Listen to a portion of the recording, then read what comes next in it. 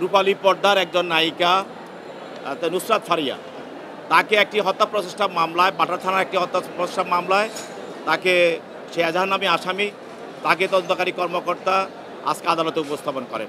আপনারা জানেন যে সে থাইল্যান্ডে পালিয়ে যাওয়ার সময় শাহজালাল আন্তর্জাতিক বিমানবন্দরে তাকে আটক করা হয়। সেখান থেকে এই বাটার থানা নেওয়া হয়, সেখান থেকে আদালত তাকে নিয়ে আসা হয়। তার বিরুদ্ধে অভিযোগ হলো যে সে ফ্যাসিস্টের একজন অন্যতম সহযোগী। গত 15 বছর যারা এই ফ্যাসিস্ট হাসিনাকে সহযোগিতা করেছে, তাদের অভিনয়ের মাধ্যমে, নায়ক গানের মাধ্যমে এবং বিভিন্নভাবে ফ্যাসিজম চালিয়ে যাওয়ার জন্য তারা সহযোগিতা করেছে, তার মধ্যে সে একজন অন্যতম। এবং এও জানেন যে বৈষম্যবিরোধী ছাত্র আন্দোলনের সময় যেসব নায়ক নায়িকা এবং নর্তকী এবং যারা বিভিন্ন ধরনের পেশার সঙ্গে জড়িত, যারা এটার সঙ্গে যারা ছিল, তারা যারা হাসিনার পক্ষে কাজ করেছে, তাদের মধ্যেও ছিল, তাদের সঙ্গেও তার সম্পর্ক, এবং সেই ছিল এই ফারিয়া। তা আজকে আমরা বলেছি যে এই ফ্যাসিস্ট হাসিনাকে বিভিন্নভাবে সহযোগিতা করেছে মানুষ। কেউ তার বক্তব্য দ্বারা সহায়তা করেছে, কেউ তার গান দ্বারা সহযোগিতা করেছে, কেউ তার অভিনয় দ্বারা সহযোগিতা করেছে, কেউ তার ফুটবল খেলা দিয়ে সহযোগিতা করেছে, কেউ তার ক্রিকেট খেলা দিয়েও সহযোগিতা করেছে।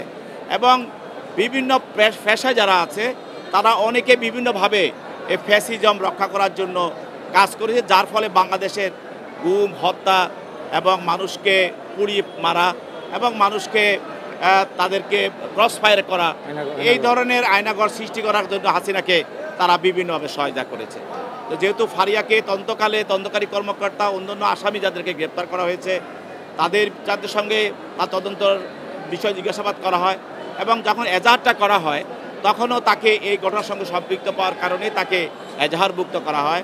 এবং পরবর্তীতে আমরা জানেন যে এজাহার করার পরেও আমাদের তদন্তকারী কর্মকর্তা তদন্ত করাকালীন সময় তাদের এই ঘটনার সঙ্গে তাদের বিভিন্ন ধরনের মোবাইল ডিভাইস এবং তাদের কথোপকথন এবং তাদের বিভিন্ন ফটো এবং তাদের স্ক্রিনশট বা ফেসবুক বিভিন্ন ধরনের কনভারসেশন যাদেরকে আমরা পাই, এই ফ্যাসিস্ট হাসিনার সঙ্গে যারা জড়িত ছিল এবং বৈষম্যবিরোধী ছাত্র আন্দোলনে হত্যার বিরুদ্ধে এবং হত্যার সঙ্গে যারা কাজ করেছে এবং হাসিনাকে যারা সহযোগিতা করেছে, বৈষম্যবিরোধী আন্দোলনের বিরুদ্ধে যারা কাজ করেছে, তাদের মধ্যে তাকে সম্পৃক্ত পাওয়া যায়, যার কারণে তাকে আমরা গ্রেপ্তার করি।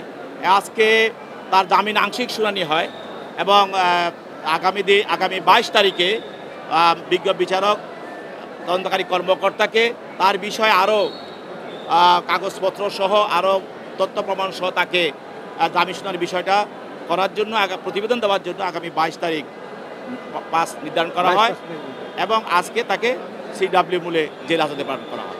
আমরা জানেন, আমি আগে বলেছি, এই মামলাগুলোতে আমাদের অনেক আসামি, সব আসামি কিন্তু এখনও আমরা আমাদের তদন্তকারী কর্মকর্তা তাদেরকে তদন্ত করে যাদের বিষয়টাকে তাদের সম্পৃক্ততা পাওয়া যাচ্ছে তাদেরকে আমরা গ্রেপ্তার করছি। এর আগে সে তখন তদন্তকারী কর্মকর্তা তার তদন্তের মাধ্যমে বিষয়টা আসে নাই। পরবর্তীতে আমরা তদন্ত করে দেখলাম যে সেইটার সঙ্গে তার যে অভিযোগটা সম্পৃক্ত, এই জন্য তাকে গ্রেপ্তার করা হয়। বাংলাদেশের মানুষ এবং শিল্পী, খেলোয়াড় বা অভিনয় শিল্পী বিভিন্ন তাদেরকে অনেকে পছন্দ করে, কিন্তু তারা জনগণের এই ভালোবাসাটাকে অপব্যবহার করে তারা ফ্যাসিস্টের সঙ্গে হাত মিলিয়ে ফ্যাসিস্টকে সহযোগিতা করে।